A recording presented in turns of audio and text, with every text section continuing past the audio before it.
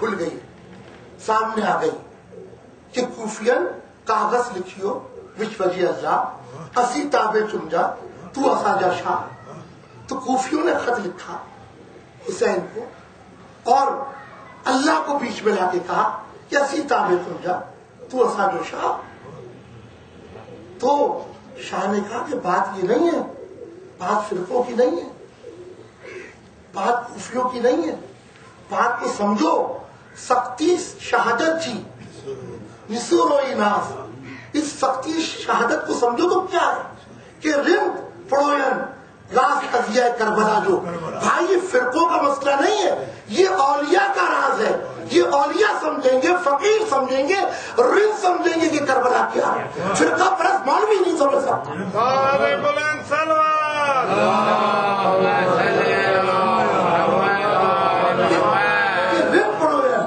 راز قضیہ کربلا جو یہ رندوں کا مسئلہ ہے بھائی، یہ اولیاء اللہ کا مسئلہ ہے، یہ فقیروں کا مسئلہ ہے، یہ عارفین کا مسئلہ ہے جو نفس کی آلودگی کو پاک کرنا چاہتے ہیں.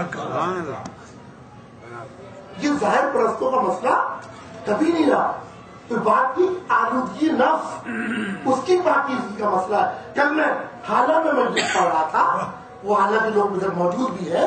میں نے کہا تھا کہ بھائی دو شرک ہوتے ہیں، ایک ہوتا ہے شرک شرک ظاہری، ایک ہوتا ہے شرک شرک باطنی. شرک ظاہری کیا ہے؟ آپ نے غسل کیا، آپ نے وضو کیا، نماز پڑھ لی، اللہ کے آگے سجدہ کیا، آپ شرک ظاہری سے دور ہو گئے. لیکن جو آپ کے باطن میں گندگی ہے، بغض، کینہ، عداوت، جھوٹ، منافقت، وہ کیسے ختم ہوگی بھائی؟ وہ کیسے ختم ہوگی؟ وہ آپ کی ظاہری پاکیزگی تو ختم نہیں ہوگی. تو مولا حسین نے کربلا میں درد کی سلاد پائی کہ اس درد کی سلاد سے اندر کی گندگی کو ختم کیا جا سکے.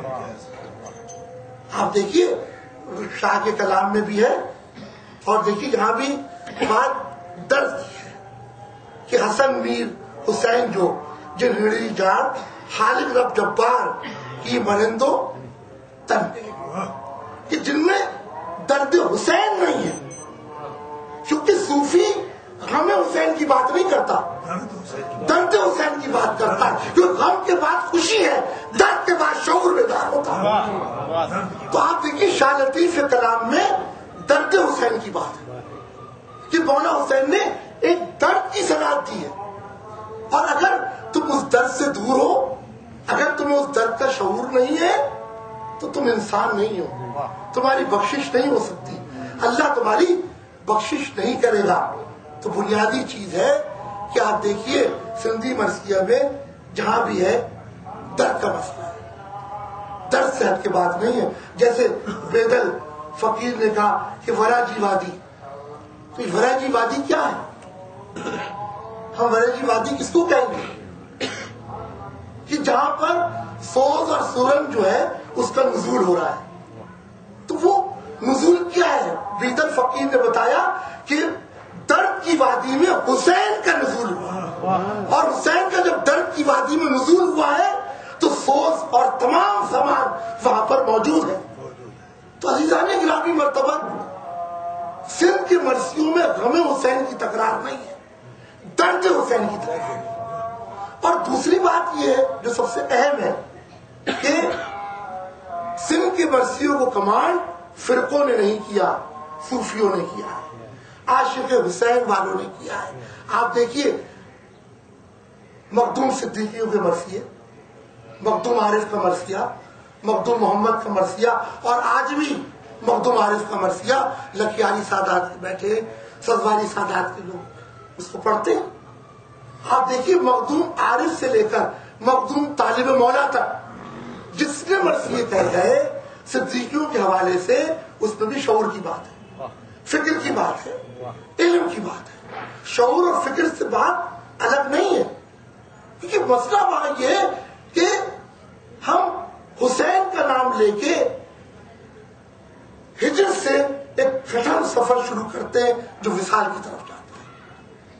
ہم یہ سمجھتے ہیں، ہمیں یہ مرثیہ یہ تعلیم دیتا ہے کہ بھائی طالب بنو، مطلوب کے. اگر تم اللہ کے سچے عاشق ہو، جتنے بڑے عاشق ہوں گے تمہارا اتنا ہی بڑا امتحان لیا جائے گا. تمہاری طلب کی گہرائی کتنی ہے، جتنی تمہاری طلب کی گہرائی ہوگی اتنا بڑا تمہارا امتحان ہوگا. جتنا تم میں حوصلہ ہوگا اتنا تمہیں ظلم کو سہنا پڑے گا. جتنا تم اللہ سے قرب حاصل کرنا چاہو گے اتنا تم کو شہادت کے جام پینے پڑیں گے. اور جتنا نزدیک قرب ہوگا اتنی زیادہ شہادت زیادہ ہوگی کہ لن تنالوا البر حتی تنفقوا مما تحبون، کہ ہم جانتے ہیں کہ تم انفاق کیا ہے کہ جب انسان اپنی محبوب چیز اللہ کے سامنے دے دیتا ہے، اس کو قرض حسنہ بنا کے دے دیتا ہے. تو عزیزان گرامی مرتبہ مسئلہ یہ ہے کہ طلب کا بڑھنا، قرب کا بڑھنا، سچائی کی طرف آنا، نئے حوصلے رکھنا، یہ تمام چیزیں ان مرثیوں میں ملتی ہے، معذرت کے ساتھ جو دوسرے مرثیوں میں نظر نہیں آتی. لینگویج گیم کے ذریعے، لفاظی کے ذریعے، فن روز کی طاقت دکھا کر مرثیہ لکھنا الگ چیز ہے، اور مرثیے میں فکر و شعور اور آگہی کو سمیٹ لینا الگ چیز ہے. اس لیے عزیزان گرامی مرتبہ ہم یہی دیکھتے ہیں ان مرثیوں کے اندر، جو بھی ہم مرثیے دیکھ رہے ہیں اس کے اندر فکر بھی ہے، روحانیت بھی ہے، سوچ بھی ہے، کیونکہ سوچ تو بنیاد ہے. سوچ کے بغیر تو مرثیہ ہے ہی نہیں. لیکن بات یہ کہ سوچ کے ساتھ کوئی تھاٹ ہے، کوئی فکر اور روحانیت کی بات ہے، کوئی سچائی کی بات ہے.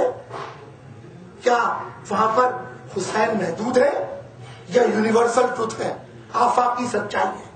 وجہ یہ ہے کہ لکھنؤ کے مرثیے میں حسین محدود ہے، لکھنؤ کا کلچر ہے.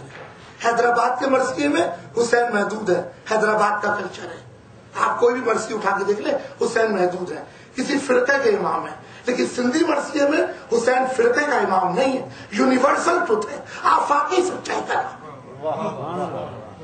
عزیزان گرامی مرتبہ کیونکہ یہ ایک فکری علمی نشست ہے تو میں چاہوں گا اس حوالے سے کچھ لوگ سوال کرنا چاہیں کہ بات سے بات کریں. کوئی سوال آپ لوگوں کے ذہن میں؟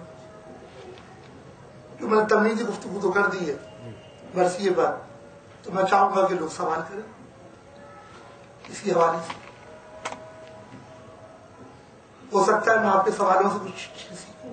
بسم اللہ سر. کیونکہ نہ جاننے کی عاجزی کو سکھاتی ہے، جاننے کا تکبر تو انسان کو ختم کر دیتا ہے.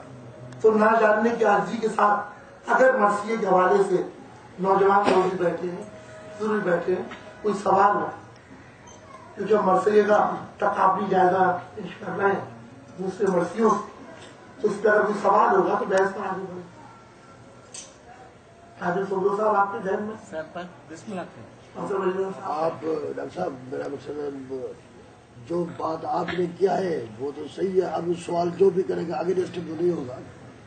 صحیح ہے. بسم اللہ. ماشاء اللہ. سوال آپ کا موضوع ہے، سوال کی گنجائش اس میں کوئی نظر ہی نہیں آتی کیا کہ منشا سے یہ نہیں ہے. بسم اللہ الرحمن الرحیم. ہر چیز اپنی چیز پہ فضائل پہ ہے. سوال کیا کریں، آپ اپنی تقریر بڑھائیں. بہت بہت. تو عزیزان گرامی مرتبہ بات یہ ہے کہ ہم یہاں تک تو پہنچے کہ اس مرثیوں میں انسانیت کی بات ہے، یونیورسل ٹروتھ کی بات ہے، سچائی کی بات ہے، اور جو انسان ذلت کی بستیوں میں گر گیا ہے اس کو باہر نکالنے کی بات ہے. یہ اس کی ایک بیسک اپروچ ہے. لیکن بات یہاں پہ ختم نہیں ہوتی. جب اس بات کو یہاں پہ ختم کرتے ہیں، بات اس سے آگے کی ہے جس پر میں آپ کی توجہ خاص دلانا چاہوں گا. وہ آگے کی بات کیا ہے کہ ہم یہ کہیں کہ جی قدیم مرثیے میں یہ لکھا گیا، شاہ نے یہ لکھا، بید الفقیر نے یہ لکھا، ثابت علی شاہ کے مرثیوں میں یہ بات نہیں. قدیم مرثیے محض قدیم نہیں ہے. اس جملے میں غور کریں، قدیم مرثیے محض قدیم نہیں ہے، محض تاریخ نہیں ہے کہ میں ان کو تاریخ تک محدود کر دوں کہ یہ مرثیے اس سن میں لکھے گئے. لیکن